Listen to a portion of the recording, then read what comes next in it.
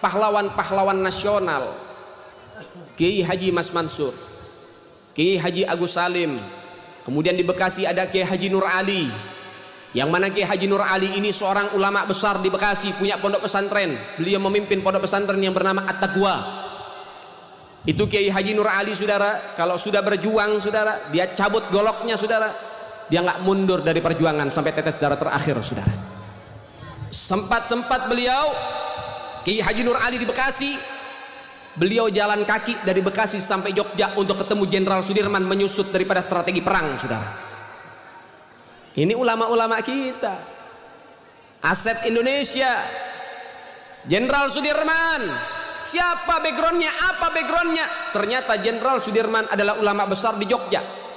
Setiap hari mengajar ngaji, baik anak kecil maupun orang dewasa, diajarkan fikih, hadis, tafsir dan lain sebagainya. Backgroundnya adalah ulama dan menjadi jenderal terbesar, saudara, ada di Indonesia.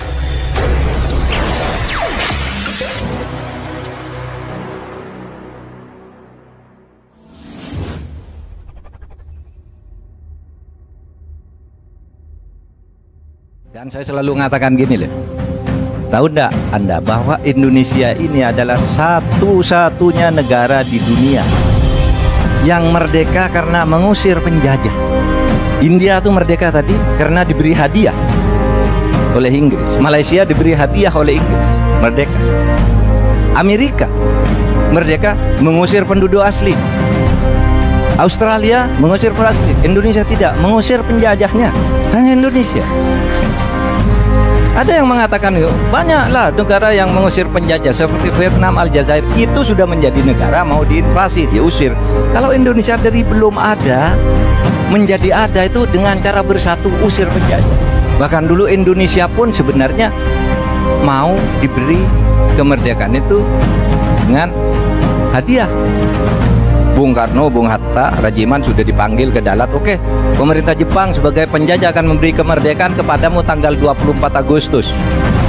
Bung Karno setuju, Bung Hatta setuju, Rajiman setuju. Oke, kita merdeka. Tapi pulang ke Indonesia dicegat oleh anak-anak muda seperti saudara Bung. Harus merdeka sekarang. Nggak bisa, kata Bung Karno. Saya sudah berjanji tanggal 24 akan ngambil kemerdekaan untuk you. Bung Hatta juga nggak mau. Lalu diberitahu, Bung, kalau tidak merdeka sekarang, Indonesia tidak akan pernah merdeka. Kenapa? Karena menurut konvensi Wina, PBB pada waktu itu, konvensi Liga Bangsa Bangsa, bekas suatu negara jajahan yang penjajahnya kalah perang harus mengembalikan negara jajahannya ke penjajah sebelumnya. Lah itu konvensi Wina. Itu sebabnya Belanda tahun 46 masuk nyerang ke sini.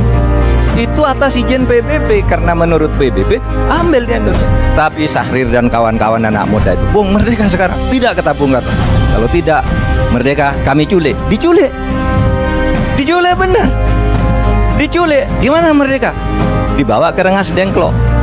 Disitulah Bung Karno tanggal 16 Agustus bersama Bung Hatta mengucapkan proklamasi kemerdekaan, menaikkan bendera merah putih, menyanyikan lagu Indonesia Raya. Ntar dulu, itu kan 16 Agustus tuh, 16 Agustus itu kan gembira dulu. Pulang, Bung Karno pulang sore, lalu saya tadi diculik karena dipaksa ya saya mengucapkan ke. Iya ya betul nih, ada ceritanya. Karena dipaksa saya oleh anak-anak muda ini, katanya. Ya saya terpaksa mengucapkan kemerdekaan, tapi katanya, kata Bung Karno, kemerdekaan yang saya ucapkan tadi itu tidak sah. Karena tidak ada yang dengarkan, cuma 7 orang anak-anak ini. Cuma anak-anak ini revolusioner. Kita harus merdeka, tidak usah nunggu 24 Agustus. Besok pagi kita ulangi proklamasi kemerdekaan. Itulah terjadinya kemerdekaan 17 Agustus. Merdeka sendiri, saudara, bukan hadiah seperti Malaysia tuh. Nih kamu merdeka, nih Brunei kamu merdeka, nih. Kita merdeka sendiri, usil penjajah. Ketika kita proklamasi, penjajah mau datang, kita lawan. Bersatu kita, bersatu mengusir penjajah, jadilah Indonesia merdeka. Wali Songo itu semuanya Habib. Padahal Habibnya baru datang sesudah Wali Songo meninggal. Gitu loh. Lalu ini turun Habib ini, Imam Bonjol coba. Dibilang itu Habib Sahabuddin. Itu dari mana? Saya kemudian tersinggung dari itu ketika peran ulama-ulama Indonesia dan para pejuang Indonesia itu diremehkan. Misalnya, cerita bahwa proklamasi kemerdekaan Mei 17 Agustus itu karena bisikan Habib tertentu kepada Bung Karno itu kan tidak pernah ada dalam cerita itu. Semua yang menulis selama ini, Bung Karno pulang dari Dalat, dijanjikan kemerdekaan, lalu terjadi sini tarik-menarik antara pejuang. Yang satu ingin merdeka secepatnya, yang satu menunda sesuai dengan persetujuan Jepang. Sampai Bung Karno diculik. Tanggal 16 itu diculik, nggak ketemu Habib. Diculik oleh pemuda itu, dibawa ke Rengas Dengklok. Pokoknya merdeka sekarang, kata Bung Karno ntar dulu, gitu. Akhirnya sesudah itu malamnya rapat di rumah Laksamana Maeda. Laksamana Maeda itu adalah Dandim lah, Dandim kota Batavia, tapi angkatan laut kan, karena di Batavia. Dandim Batavia kalau itu.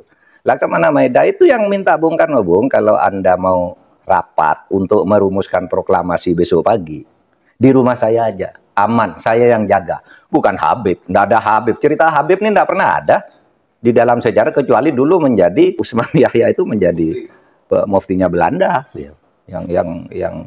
yang mengharamkan kita melawan Belanda. Justru itu Habib yang jelas itu tertulis dalam sejarah. Kalau Habib berbisik ke Bung Karno kapan? Dan nggak pernah ada cerita itu. Gitu. Yang perlu disampaikan di sini, ketika maraknya keadaan semacam ini, menunjukkan bahwasannya sudah ada indikasi-indikasi kebangkitan PKI, saudara. Dan ini perlu dikasih tahu. Apa sih kaitan PKI dengan pondok pesantren? Banyak. Karena target utama PKI itu ya pondok-pondok, saudara. Target utama yang akan dibumi hanguskan oleh PKI ya guru-guru, para ulama-ulama. Dari zaman dulu mereka memusuhi daripada para ulama. Kenapa? Karena para ulama yang berani menyuarakan yang hak itu hak, yang batil itu batil, saudara. Sehingga nggak sedikit para ulama yang dibantai, pondok pesantren yang dibakar, dan juga santri-santri yang dibunuh dan digorok lehernya oleh PKI, saudara. Dan ini perlu kita pahami baik-baik. Dan PKI itu berusaha untuk memutuskan dan menjauhkan masyarakat dengan para ulama. Itu adalah indikasi-indikasinya. Memutus mata rantai ulama dengan majelisnya, ulama dengan musolahnya, ulama dengan masjidnya, santri dengan gurunya. Itulah indikasi-indikasi PKI. Memutus mata rantai daripada apa? Ahlul Bait dengan umatnya Nabi, sehingga dibikinlah propaganda di mana-mana. Sehingga apa? Miris kita punya hati. Hari demi hari di akhir zaman ini, innalillahi wa inna ilaihi raji'un.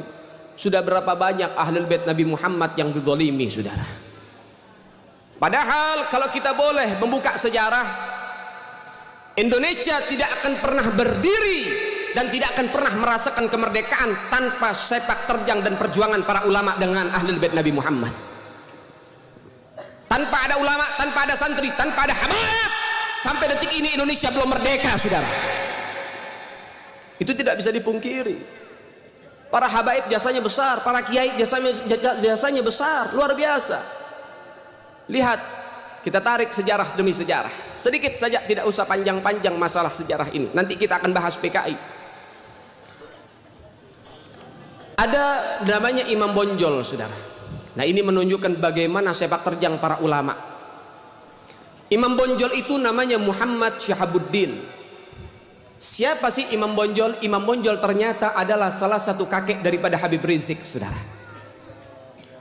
Man fil ab fil abna, apa yang ada sama orang tua ada sama anak cucunya. Kalau bapaknya pejuang, anaknya juga pejuang, saudara. Bapaknya macan, anaknya macan, betul? Betul? Iya. Kalau bapak kakeknya pejuang, pasti anak-anaknya juga pejuang, saudara. Dan itu tidak bisa dinafikan. Namanya Muhammad Syahabuddin, darah daging Sayyiduna Muhammad. Yang kedua, di Ponorogo. Siapa di Ponorogo? Ternyata di Ponorogo adalah seorang ulama besar, namanya adalah Abdul Hamid. Beliau sosok daripada panglima perang, berusaha berupaya membentengi Indonesia dari penjajahan, saudara, sehingga digelari di Ponorogo. Apa itu di Ponorogo? Diambil dari dua suku kata. Yang pertama bahasa Arab, yang kedua dari bahasa Jawa. Dipo dari kalimat dafa yadfa'u, artinya apa? Menolak, membentengi, mengusir daripada apa? Daripada negaranya dijajah. Mengusir penjajah dari negara, menolak penjajah dari negara. Negoro dari bahasa Jawa yaitu negara, artinya apa? Membentengi negaranya dari penjajahan. Namanya adalah Abdul Hamid, seorang ulama besar. Makanya kalau kita lihat lukisannya di Ponorogo pakai imamah, Imam Bonjol pakai imamah. Ulama tidak bisa dipisahkan dari Indonesia. Pejuang-pejuang kita, masyarakat kita, mayoritas para pejuang adalah para ulama. Dan juga saudara, siapa lagi? Ada namanya Kapiten Patimura. Kapiten Patimura ini adalah sosok kiai besar dari Maluku. Nama aslinya adalah Kiai Haji Ahmad Lusi. Memiliki pondok pesantren besar di Maluku, Indonesia bagian timur. Ketika sampai seruhan jihad kepada mereka, ternyata Kapiten Patimura nggak ngumpet di pondoknya, keluar sama santri-santrinya, keluar berjuang berjihad bersama santri-santrinya. Ini baru sosok kiai yang betul-betul cinta terhadap NKRI, saudara. Sampai-sampai Kapiten Patimura harus tewas di tiang gantungan, dibunuh oleh penjajah, saudara. Namun mendapatkan syahidnya. Namun ada beberapa orang licik dan picik dari petinggi-petinggi negeri mulai untuk apa? Menghapus sejarah dan menipu sejarah, penipuan sejarah. Sehingga di setiap buku-buku sekolah yang beredar di sekolah-sekolah umum, Kapiten Patimura namanya adalah Thomas Matulesi. Kalau nama Ahmad kira-kira agamanya apa? Agamanya apa? Agamanya apa? Baik, kalau misalnya namanya Thomas, kira-kira agamanya apa? Permainan sejarah, penipuan, saudara. Padahal yang berjuang mayoritas adalah kiai, santri, dan orang-orang Islam. Ternyata mereka memiliki penipuan sejarah. Na'udzubillah. Anda harus tahu, santri harus tahu, ini sejarahnya. Beginilah para pejuang-pejuang kita, mereka para ulama kok. Pejuang-pejuang Indonesia para ulama, tapi kenapa saat ini malah apa? Ulama dimusuhi, ulama dibenci, ulama diteror, ulama diintimidasi, ulama didiskreditkan. Ada apa dengan negara ini? Jangan-jangan PKI sudah menyusup, saudara. Baik, yang berikutnya, siapa sih pahlawan-pahlawan nasional? Kiai Haji Mas Mansur, Kiai Haji Agus Salim. Kemudian di Bekasi ada Kiai Haji Nur Ali, yang mana Kiai Haji Nur Ali ini seorang ulama besar di Bekasi, punya pondok pesantren. Beliau memimpin pondok pesantren yang bernama At-Taqwa. Itu Kiai Haji Nur Ali, saudara. Kalau sudah berjuang, saudara, dia cabut goloknya, saudara. Dia nggak mundur dari perjuangan sampai tetes darah terakhir, saudara. Sempat beliau Kiai Haji Nur Ali di Bekasi, beliau jalan kaki dari Bekasi sampai Jogja untuk ketemu Jenderal Sudirman menyusut daripada strategi perang, saudara. Ini ulama-ulama kita, aset Indonesia. Jenderal Sudirman, siapa backgroundnya, apa backgroundnya? Ternyata Jenderal Sudirman adalah ulama besar di Jogja. Setiap hari mengajar ngaji, baik anak kecil maupun orang dewasa, diajarkan fikih, hadis, tafsir, dan lain sebagainya. Backgroundnya adalah ulama dan menjadi jenderal terbesar, saudara, ada di Indonesia. Itu dari kalangan kiai, dan ini hanya sebagian, masih banyak lagi. Sekarang pertanyaannya, apa jasa Ahlul Bait Sayyiduna Muhammad?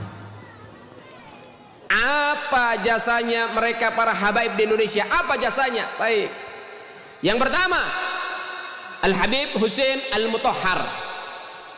Beliau dari Semarang. Beliau yang menciptakan lagu 17 Agustus dan Syukur. Dan beliau adalah bapak pramuka yang menciptakan pramuka, Al-Habib Husain Al-Mutahhar. Dan Anda harus tahu, ketika rumah Soekarno dikepung, di situ ada Habib Husain Al-Mutahhar, dan Belanda mencari bendera merah putih yang sudah dibuat untuk dibakar dan dibumi hanguskan, saudara. Soekarno menyerahkan kepada Habib Husain, tolong Pak Husain jaga bendera ini baik-baik. Habib Husain mengatakan, saya jaga walaupun nyawa saya terancam, sehingga bisa berkibar ada di mana-mana, saudara. Yang kedua, yaitu daripada Al-Habib Ali bin Abdurrahman Al-Habsyi, atau yang dikenal dengan Al-Habib Ali Kuitang. Habib Ali Kuitang ini, Habib Ali Habsyi ini, beliau adalah guru Soekarno. Anda tahu, ketika Soekarno membacakan teks proklamasi menunjukkan bahwasannya Indonesia telah merdeka pada hari Jumat 17 Ramadan dan tepat pada tanggal 17 Agustus 1945. Habib Ali Habsyi mengutus beberapa murid-murid beliau untuk mendampingi Soekarno. Dan Anda harus tahu ketika pembacaan teks proklamasi, ternyata di sebelah daripada Soekarno, kira-kira 2 orang dari Soekarno ada di depan mendampingi Soekarno. Ada Al-Habib Husain bin Syihab, yaitu ayahanda Habib Rizik, saudara. Dan Anda tahu muridnya Habib Ali Kuitang menyampaikan kepada gurunya pada hari Jumat selepas sholat Jumat mengatakan, Habib, Indonesia telah merdeka. Maka Habib Ali Al-Habsyi beliau mengambil mic dan memberikan daripada informasi dan menyatakan fatwanya. Beliau mengatakan, mulai detik ini, mulai saat ini, pasang di rumah-rumah kalian dan tinggikan bendera merah putih. Indonesia telah merdeka. Sebarkan ke seluruh Indonesia untuk mengibarkan bendera merah putih, saudara. Itu fatwa dari Habib Ali Kuitang, saudara. Dan juga dari mana asal merah putih? Itu fatwa dari Al-Habib Salim Al-Jufri, guru tua Al-Habib Idrus bin Salim Al-Jufri yang ada di Palu, saudara. Kemudian siapa yang membakar semangat perjuangan masyarakat di kala itu? Al-Habib Salim bin Ahmad bin Jindan. Saya punya kakek, saudara. Beliau keluar masuk penjara dari zaman Belanda, dari zaman Jepang, bahkan diancam hukuman pancung. Tapi Habib Salim Jindan tidak mundur dari barisan perjuangan, saudara, sampai Indonesia mendapatkan kemerdekaannya, saudara. Sampai beliau mengenakan jubah berwarna putih dan dalamnya warnanya merah, karena di kala itu nggak boleh berkibar bendera merah putih. Tapi untuk memberikan semangat kepada masyarakat ketika beliau berorasi, beliau mengebas-ngebaskan jubahnya, memberikan informasi. Untuk apa? Untuk senantiasa setia terhadap NKRI. Baik, yang berikutnya ada Syarif Hamid Al-Gadri, Sultan kedua di Pontianak, yang saat ini sedang kasus, saudara. Ya, ada orang nggak punya otak ngomong ngaco, ya, pengkhianat, teriak pengkhianat. Syarif Hamid Al-Gadri inilah yang merancang dan menggambar, yaitu daripada lambang negara Garuda. Kalau misalnya yang dikatakan oleh dia, ini kan dikatakan bahwasannya Syarif Hamid Al-Gadri ini pengkhianat. Yang ngomong lebih pengkhianat lagi, lebih bejat lagi, saudara. Kalau misalnya Syarif Hamid Al-Gadri pengkhianat, ngapain lambangnya dipakai? Gak akan mungkin dipakai oleh negara. Tapi ketika lambangnya yang dibuat oleh dia, lahir dari karya tangannya, dipakai oleh negara kita, menunjukkan bahwasannya Syarif Hamid Al-Gadri adalah pahlawan, bukan pengkhianat, saudara sekalian.